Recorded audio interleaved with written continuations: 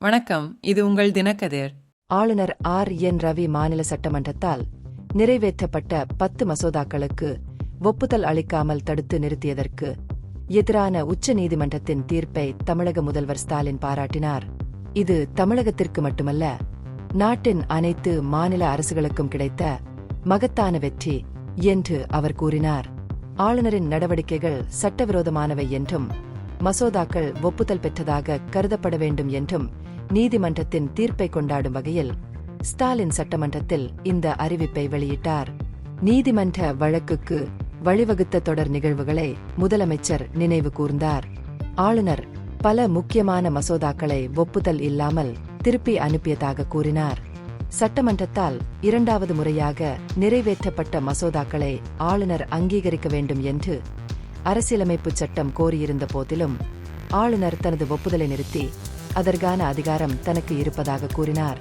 ஆளுநரின் தாமதம் அரசியலமைப்பிற்கு விரோதமானது என்று வாதிட்டு மாநில அரசு உச்ச நீதிமன்றத்தில் இதை எதிர்த்து வழக்கு தொடர்ந்தது. உச்ச நீதிமன்றம் தனது தீர்ப்பில் தமிழ்நாடு அரசுக்கு ஆதரவாக ஆளுநர் மசோதாக்களை நிறுத்தி வைத்தது சட்டவிரோதமானது என்று அறிவித்து மசோதாக்கள் ஒப்புதல் பெற்றதாக கருதப்பட வேண்டும் என்பதை உறுதிப்படுத்தியது. இந்த தீர்ப்பை வரலாற்று சிறப்புமிக்கது என்று வர்ணித்த ஸ்டாலின், திமுகவின் சித்தாந்தத்திற்கு அடிப்படையான மாநில சுயாட்சி மற்றும் கூட்டாட்சி கொள்கைகளை அது நிலைநிறுத்துகிறது என்பதை வலியுறுத்தினார். தமிழ்நாடு இந்த ஜனநாயக விழுமியங்களை தொடர்ந்து பாதுகாக்கும் என்று அவர் உறுதிப்படுத்தினார். உணர்ச்சிபூர்வமான உரையில் மாநில சட்டமன்றங்களின் உரிமைகளை மீண்டும் உறுதிப்படுத்தியதற்காக உச்ச நீதிமன்றத்திற்கு ஸ்டாலின் நன்றி தெரிவித்தார். மேலும் அதிமுக மற்றும் பாஜகவை தவிர அனைத்து கட்சி எம்எல்ஏக்களின் ஆதரவையும் அங்கீகரித்தார். பல்வேறு அரசியல் பின்னணியைச் சேர்ந்த எம்எல்ஏக்கள் தீர்ப்பை வரவேற்றதாகவும் சட்டமன்றத்தில் தங்கள் மேசைகளை தட்டுவதன் மூலம் தங்கள் கூட்டு மகிழ்ச்சியை வெளிப்படுத்துமாறும் அவர் வலியுறுத்தினார். அவையில் இருந்த போதிலும் அதிமுக மற்றும் பாஜக எம்எல்ஏக்கள் தீர்ப்பை பற்றி அமைதியாக இருந்தனர். சட்டமன்ற சபாநாயகர் அப்பாவு முரண்பாட்டை சுட்டிக்காட்டினார்.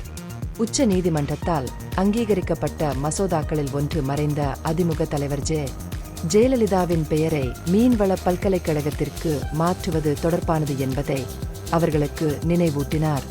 இது சட்டமன்றத்திற்குள் எதிர்வினைகளில் அரசியல் வேறுபாட்டை எடுத்துக்காட்டுகிறது.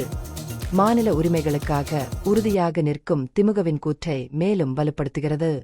இந்த பகுப்பாய்வு நுண்ணறிவுள்ளதாக கண்டால் முக்கியமான அரசியல் முன்னேற்றங்கள் குறித்த கூடுதல் புதுப்பிப்புகளுக்கு லைக் செய்யவும், ஷேர் செய்யவும், சப்ஸ்கிரைப் செய்யும். இது உங்கள் தினக்கதிர். நன்றி.